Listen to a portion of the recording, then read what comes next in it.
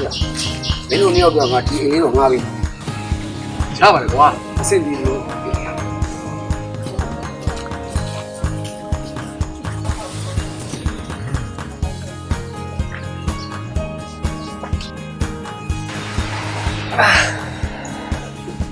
ဆိုမင်းတို့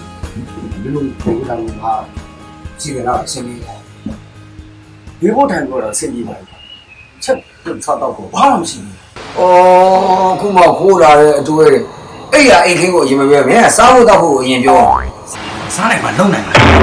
ဘာလို့ဟောစားပြီးတောက်ပြီးတော့မှဘိုက်ကြီးပေါ်မှာအိတ်နိုင်မှာဗောခေရဒီနေ့တော့မင်းတို့ဘာမှချက်စားမနေနဲ့ငါအပြင်တစ်ခုနေလို့ရဖို့အာနာစရာကိုကောင်းဟင်းရဲ့အဆဆရလိုက်ကူမပြီးလားသူဆိုအကြီးတို့အပြင်မှာပြတော့ဝယ်ကြတယ်အမလီနင်တို့ကိုနင်တို့ဟန်နီမူးထွက်လာတဲ့လင်မယားများအောင်မနေလားအခုမှခိုးလာတဲ့အတွေ့အကြုံဒီဘယ်ကြီးလို့ကောင်းလဲဟုတ်တော့ပဲအကြည့်ရဲ့အေးရမင်းတို့ဒီမှာအေးစင်းနေငါမင်းတို့စားဖို့တခုတော့ဝယ်နော်ရပြပါဒီအေး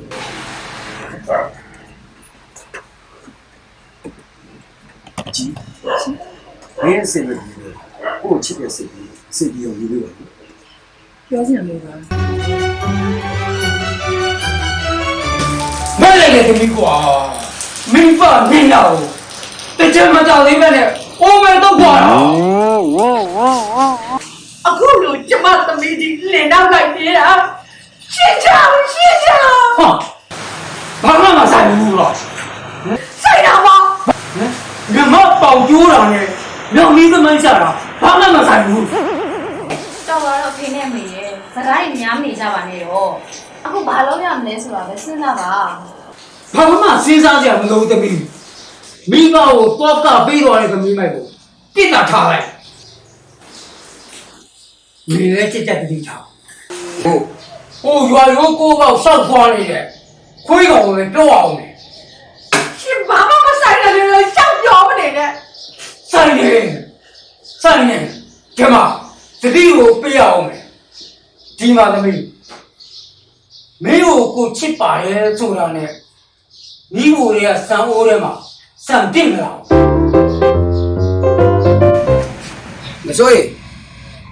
မစိုးအောင်မင်းကြီးလားငါဒီမှာကွာဟောအေးအကျေရှင်းကိုအမောကွာ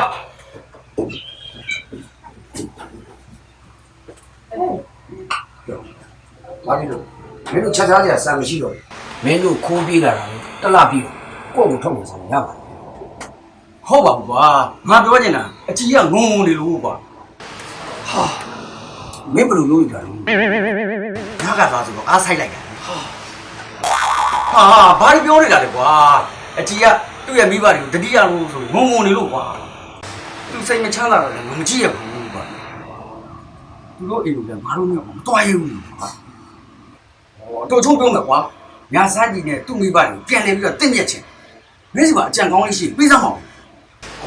မင်းဆိုလို့မင်းတို့နှစ်ယောက်ကလည်းသူတို့အိမ်မှာသွားမယ်သူတို့အိမ်ကလည်းမင်းတို့ရှိသားစီချင်တယ်ဟုတ်တယ်ဟာဒါမျိုးဘာခက်လို့လဲကွာညာစမ်းကြီးကိုမမရောင်ဆောင်ပါပြီးလူတစ်ယောက်ကိုလှုပ်ပြီးပြောခိုင်းလိုက်တော့ပြီးပါဆိုတာသမီးကိုမပြတ်နိုင်ပါဘူးကွာတာသမီးဒုက္ခရောက်တယ်လို့ကြားရင်ချက်ချင်းပြေးလာသူလာတော့မင်းတို့ကအကျိုးကြောင့်ကြည့်ချက်လှိမ့်ပြီးပြောလိုက်ပါကွာအဓိကညနေချင်းဆိုင်ပြီးလို့ဟာကောင်းလိုက်တယ်ကြာအဲ့ဒီတော့မင်းမဲ့တော့ပြီကွာမင်းတို့ကလည်းငါ့လုပ်ကြည့်ရတာငင်းချင်းရတယ်ကွာငါမှခိုင်းတယ်ချလို့မရှိဘူးတော့ကွာမကြည့်ဘူးဘာလို့မေးပါကိုကြီးပါကွာဟုတ်ပါတယ်ကိုကောင်းဟင်းရဲ့ကိုကြီးလက်ဆောင်ဆက်ပြီးကိုကြီးလိုက်တာနော်ကိုကြီးရတော့ဟုတ်ပါတယ်သူတို့အိမ်လိပ်စာမှာတော့မသိဘူးမင်းသာတွားမယ်ဆိုရင်လိပ်စာတယ်မဟုတ်ဘူးမြေပုံလမ်းညွန်လေးပါငါရေးပေးလိုက်အောင်ပါဟုတ်တယ်ကျမလေးကျွန်တော်အသေးအံဖြစ်နေဆိုကြောင့်စာပါရေးပေးလိုက်အောင်ဒါမျိုးကျတော့နှစ်ယောက်ကအတိုင်ပေါက်ကိုညင်းနေတာကောင်းပါလေကောင်းပါငါလည်းပို့တော့ခလို့ရအောင်ပို့ငါသွားပြီးတော့မင်းသွားပြီးကျေးဇူးတင်မင်းသွားမယ်ပြောစရာတခုရှိမင်းသွားခြင်းသူညီမညာဆိုင်ရှိနေတွေ့မင်းဟန်လာပဲသူညီမအပြို့ချော့လာရေးတဲ့တနာယူနေပြန်ပြီငါပြောတော့သေချာနားထောင်စမ်းငါဒါလေးမိတာကွာချောတယ်ကွာချောတယ်သူညီမသူ့မောင်တိတ်ချစ်တာသူနဲ့တွေ့တော့တို့အကြမုန်းချအောင်လို့မှတ် သူ့မိတော်ခင်အောင်နဲ့တွေ့တော့တော်သေးသူ့ဖေနဲ့တွေ့တော့မလွယ်ဘူးသူ့ကိုသူမာတလုံးကြည့်တယ်လို့ပြောနေတာကွာဟာဥတလုံးကြည့်တယ်မာတလုံးကြည့်တာပြောတာကွာဩဒါဆိုမိမကြမ်းကြည့်တာပေါ့ဟုတ်ပါဘူးကွာလောကီပညာမှာလေ तू မသိတာ तू မတတ်တာမရှိဘူးလို့ထင်နေတာကွာဗီဒီလေးကလည်းမတောက်တော့ခောက်တွက်တတ်တယ်မင်းတို့အထုတတိပေးခြင်းရန်လုံးကိုတတိထားကွာငါမကြောက်တတ်ပါကြောက်တော့လုံနေတယ် तू ကသူ့အိမ်မင်းနာကတ်တာလေပြင်းပြင်းထန်တဲ့ဒုက္ခပေးတယ်ငါပြောတာမနာဩဟုတ်ကဲ့ပါခင်ဗျဟုတ်ကဲ့ပါ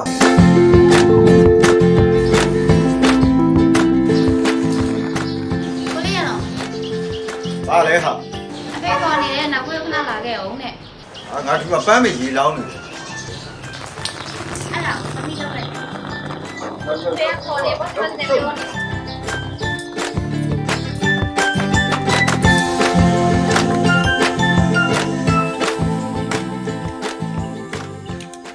သူပေးထားတဲ့နေပုံတိုင်းဆိုကောင်းပါဆင်မဖေးရ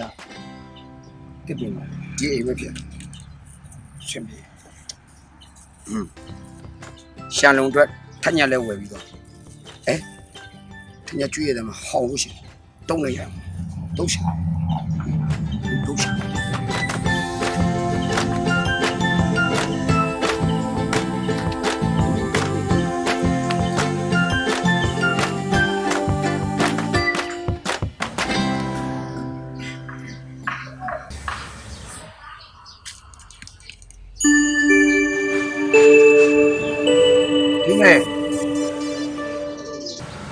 ညာဆိုင်လာမသိ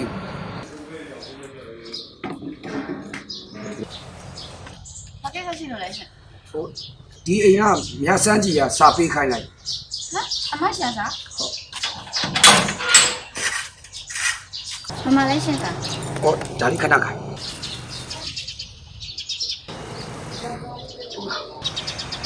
ဒါနဲ့ဒီချင်းရက်တော့ကဘာလုပ်ဖို့လဲ ဟောဒီတညက်တော့ကဒီအိမ်ကရန်လုံးဖို့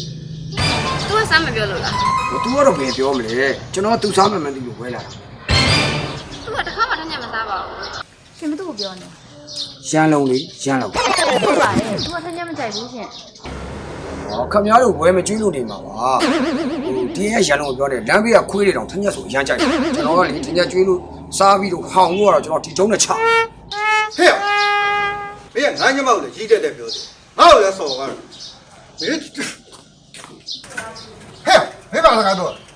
ကျွန်တော်အခုဘာမှမပြောပါဘူးဗျာဒီအိမ်ကရန်လုံးဆိုတဲ့ခွေးကိုပြောတာ ကိုရတော့မလုပ်နဲ့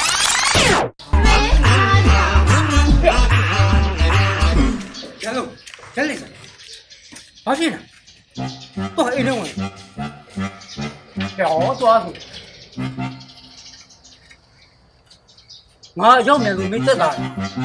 မမို့ဆိုရင်လေအဲ့ရန်လုံးဆိုတဲ့ကောင်ကလုတ်လိုက်ရင်မင်းမသက်တာကိုဖြစ်သွားဒီပေါ့ဘာဖြစ်စလဲ ဒီမှာမမညာစမ်းကြည့်ကြစားတဲ့ 哦，打住了，哎，那打住，来，ဟုတ်ကဲ့ပြောရအောင်ဟုတ်ကဲ့လားဟာဒီမင်းလက်ပြောဟာထောက်ခဲ့တယ်ရော ဟုတ်ကဲ့ဟုတ်ကဲ့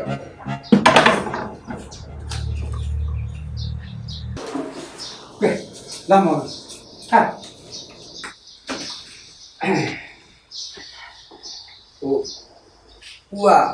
ဦးတော်မိုးလာခင်ဗျ အေးဟာဘယ်ရတာဘုံဘောမှာလဲကွာငါနာမည်ကရွှေရိုးကွာရွှေရိုး ဒီတငယ်ကဘာလာလောက်တာလဲ ဟိုကျွန်တော်အန်တီသမီးကိုစာလာပေးတာ ဟာ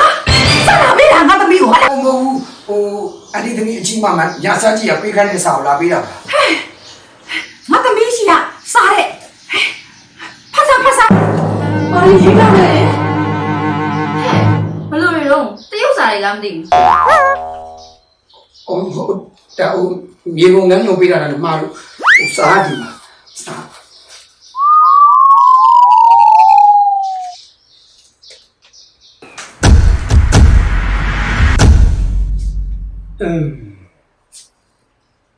မင်းကြည့်ရတာအထက်အဆောက်အအုံတွေရှိတယ်ထင်တယ်မင်းတို့အိမ်ရှိမှာကြီးမားတဲ့ပုံပုံကြီးရှိအောင် ဟုတ်ကဲ့ကျွန်တော်တို့အရှိမလက်နှစ်ဖက်လောက်ရှိတဲ့ကိုယ့်ကိုယ်ကြီးရှိပါတယ် ဘာပေါ့ ငါပုတ်ကိုဟေကိုပြောတာမဟုတ်ဘူးကွာပုတ်ကိုပြောနေတာပုတ်ကိုပြောနေတာဟောပုတ်ကြီးရနားနည်းနည်းထိုက်နေတဲ့သူတွေ မမေသမီးအသေးခံဖြစ်လို့တဲ့ ငါသမီးရဲ့တက်တာဖြစ်လို့အမလေးပြေပါပြီငါသမီးရဲ့တက်တာဖြစ်လို့လုံမအောင်တော့ငါသမီးရဲ့တက်တာဖြစ်လို့လေ တော်သားပါကွာမင်းမိုးသားကြားရင်ပတ်ဝန်းကျင်ငါသိတယ်ခင်းနေဦးမယ်ဟော ဒီတခါတော့ရှင်မသားနဲ့ကျုပ်တို့ဦးသွားပါပဲသွားမယ် အေးငါလည်းမကားပါဘူးဟာဒီကလေးပါလေးကိုငါနည်းနည်းချင်းမဆိုင်နေတဲ့အတွက်မင်းတို့ပဲသွား သွားပါရှင်တားလို့မရဘူးသွားပါမောင်ရင်ခဏဆောင်တော့အန်ဒီနဲ့အန်ဒီသမီးလိုက်ခဲ့ပါမယ်ကွယ်အိမ်မတိလို့အန်ဒီကိုလမ်းပြပေးနော် ဟုတ်ကဲ့ လာသမီး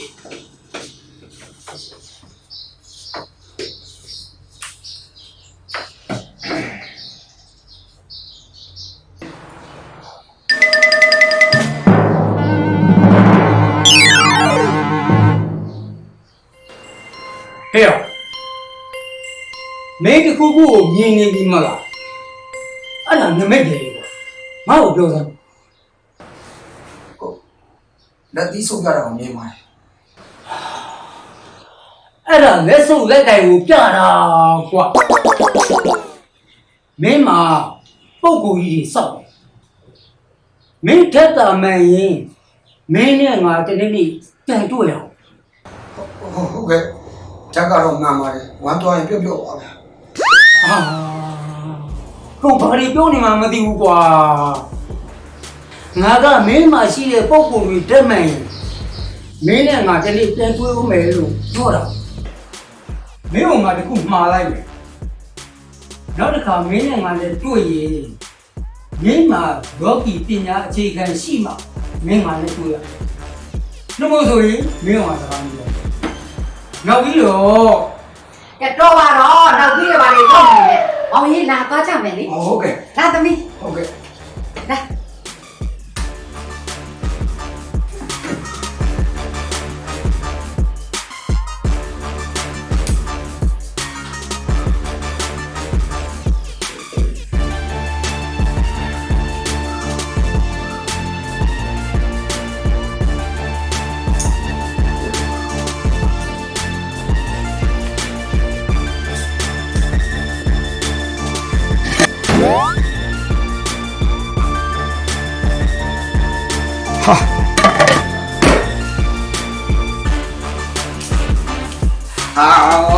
ဘယ်လိုမှအိမ်မရောက်တာ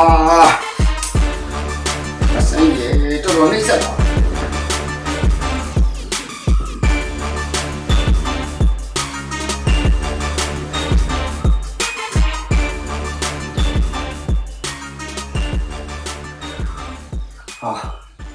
အစင်းကြီးနှက်ဆက်မမေလုံးလည်းထွက်တော့နှိမ့်ဆက်ပါလား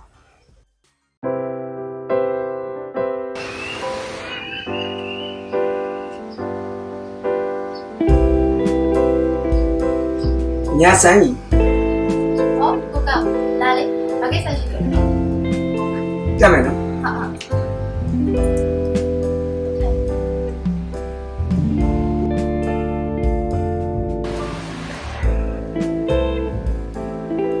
ယ်သူမှမရှိကြဘူး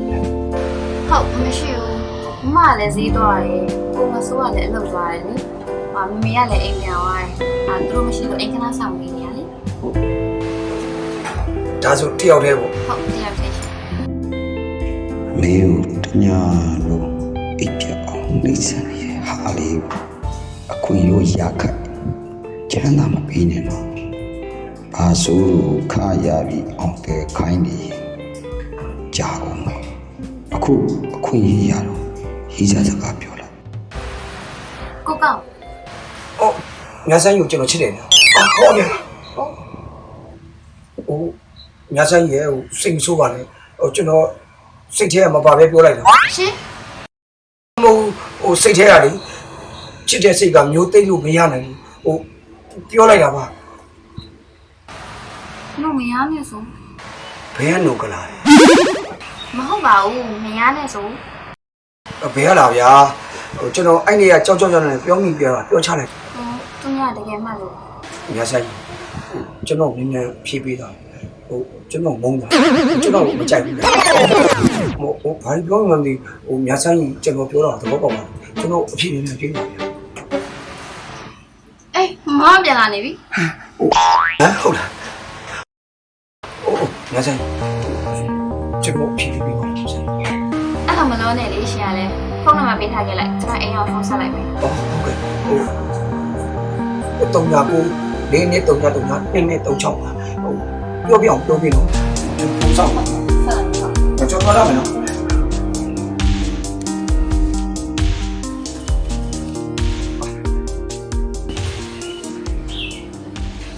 ကိုကောင်းလေးအလုပ်မသွားဘူးလား ဟိုချစ်လို့ခွင့်ယူထားတယ် ဘာလို့ချစ်လို့လဲ မဟုတ်ဘူးလေဟိုရက်ကွက်ထဲကမချစ်ပစင်းခံလို့အဲ့သွားမလို့ မချစ်ချစ်ပစင်းခံတယ် ဟိုမချစ်မျိုးသားကပစင်းခံတယ်လို့ပြောတာပါ ညီမလေးနဲ့တွေ့ခဲ့ပြီလား အော်တွေ့ခဲ့တယ် ဟိုဘာပြောလိုက်လဲညီမလေးက ဖုံးဆက်မယ်တဲ့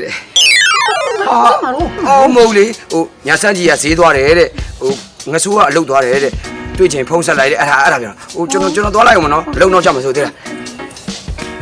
ကိုကောင်းကြီးလည်းဘာတွေဖြစ်နေမှန်းမသိဘူး ဟဲ့အော်ငဆိုးဒါလေး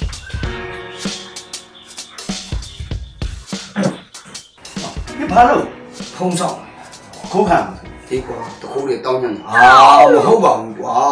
ငါအရေးကြီးတဲ့ဖုံးလာမှမို့လို့ငါစောက်ဟာရလာဝါဘာဖြစ်တာတော့ကွာဟိုမင်းရတယ်ဘာလို့မငါမိမများဆိုင်ကြီးစီလေးမင်းစီငါရောက်နေတဲ့အကြောင်းဖုံးဆက်လို့ဟုတ်လားဟောမဆက်ပါနဲ့ဖြစ်တာလေကွာမင်းရတယ်ဟာဒီကုန်းလေးကိုရောက်ပါဆက်မင်းဖုံးဆက်နေတော့ငါအရေးကြီးတဲ့ဖုံးလာရင်လွှဲတော့မှဆိုလို့ကွာအရေးကြီးတဲ့ဖုံးဆိုဘလို့စီကြောင်မင်းမိမမြဆန်းကြီးရဲ့ညီမမြဆန်းကြီးရှိရငါ့ကိုဖြေပေးမယ်တဲ့ဟဲ့ဟုတ်လိုက်တာငါတော့မသိလိုက်ရပါ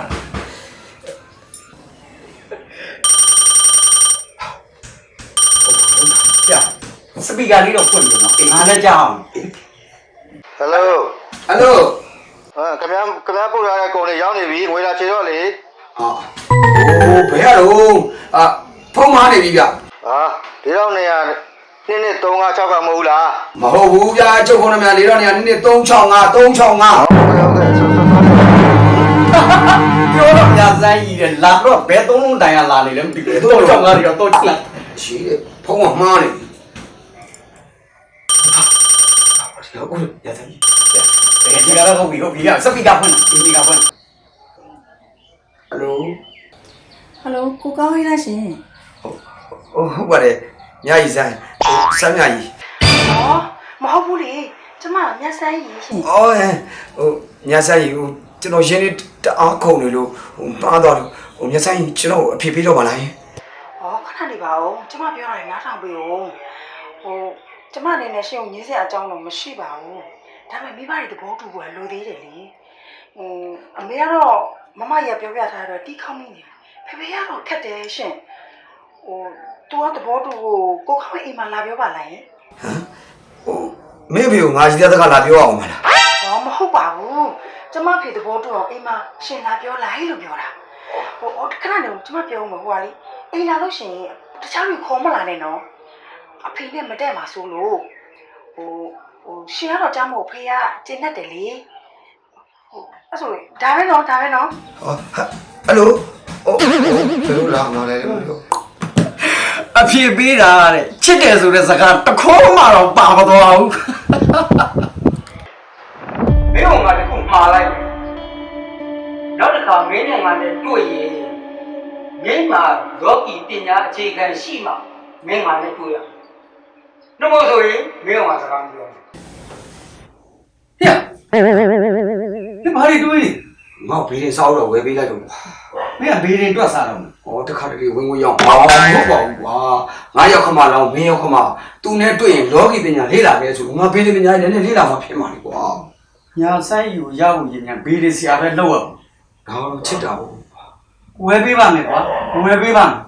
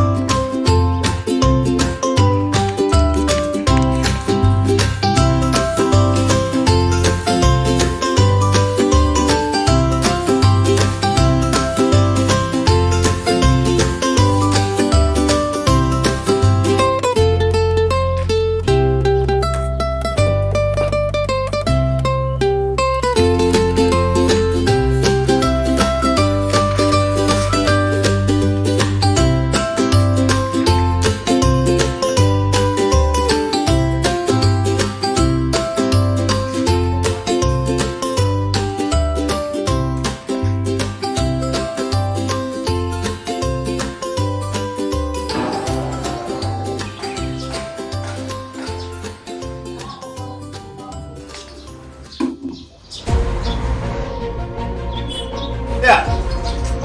马先生。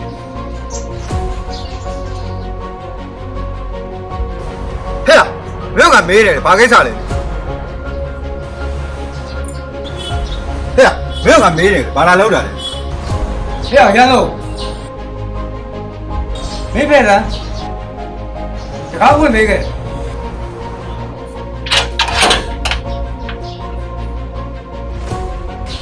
မောင်ရင်လာ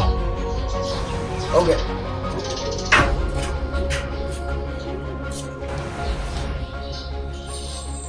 ခိုင်ပါ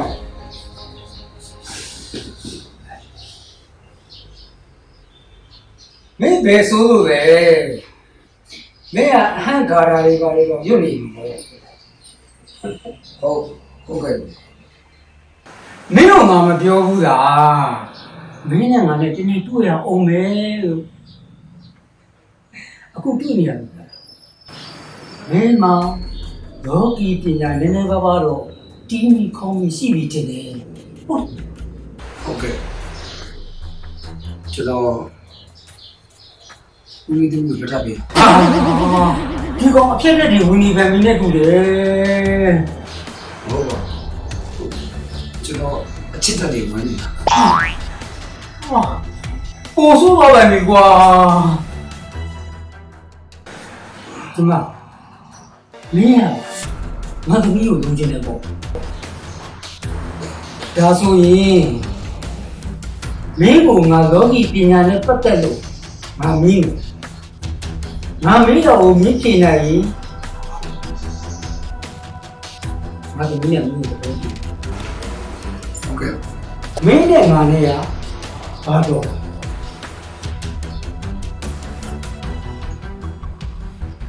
ရောက်ခမနဲ့တမန် ဘာ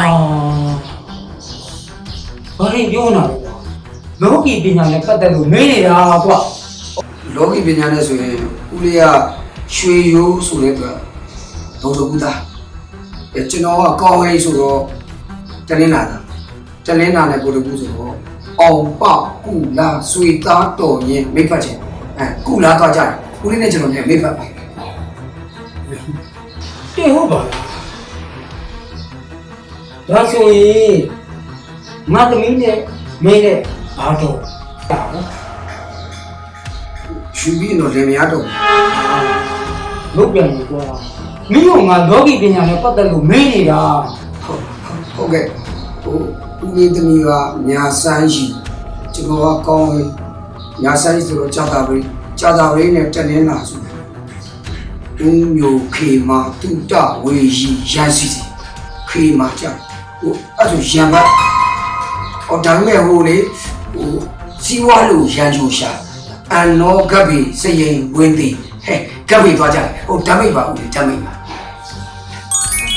ဟာမစိုးဘူးပဲဒါဆိုရင်မင်းကငါထပ်မေးဦးအေကဝိစာနဲ့ပတ်သက်ပြီးအချိန်ဘယ်နှစင်ရှိ အင်္ဂါဝိဇ္ဇာမှာအချိန်9ချိန်ရှိပါတယ်။စန္ဒရောတော်ရီကူဘောမာတူရစတောက်ကြဗုဒ္ဓ9ချိန်ရှိတယ် အေးငါကဘုံသူသားဆိုတော့မင်းကဘုံသူနဲ့ပတ်သက်ပြီးအင်္ဂါဝိဇ္ဇာတဲ့ထောင်ပြ ။ဟုတ်ကဲ့ ဦးလေးကဘုံဘုံသားဆိုခြင်းကြောင့်လမ်းထူစစ်တူကြီးပွဲအောင်ဦးလေးကဘုံတော်ကြီးဖြစ်တယ်အင်္ဂါနာကအခိုက်အဲ့ဒါကြောင့်မို့ဦးလေးအင်္ဂါပြက်တယ် ဟာဘာလို့လဲဘာအင်္ဂါပြတ်မှာ မဟုတ်လေအင်္ဂါနာမကောင်းတော့အင်္ဂါနာနဲ့ပတ်သက်ပြီးစိတ်ဒုက္ခရောက်မယ်လို့ပြောတာပါဦးလေး အဲ့ဒါတော့မင်းငယ်ချင်းကဆိုးနေငါနဲ့လုံးဝဝင်နေချင်းဆိုင်လို့မရတော့မင်းကတော့မဆိုးပါဘူးမင်းမလေးဒီမှာမင်းသမက်လောင်းကမင်းသမီးကိုသာတောင်းနေတယ်ကွာ ရှင်ပဲအရေးကြီးတယ်ရှင်သဘောတူဖို့ပဲလိုတယ်ကျုပ်ကတော့ကျုပ်သားသမီးတွေစိတ်ချမ်းသာဖို့ပဲလိုတယ် ဒါနဲ့သမီးရော အော်သမီးကလာပြီးကော်ဖီဖြော်နေတယ်လာသမီးလာ သမီးဆန္ဒ သမီးဆန္ဒကတော့ပြပြလို့သဘောထားနေပါလေ အေးအခုလိုမိဘတွေစိတ်ချမ်းသာအောင်နေတော့လေအားလုံးပြောရတာပေါ့ကွာမိဘတွေလည်းအပူပင်ကင်းတာပေါ့ဟုတ်တယ်မလားအေးကွာ အကိုကော်ဖီလေးတောက်ပါ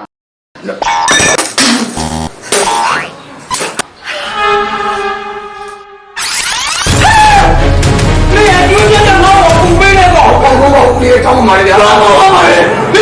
没有。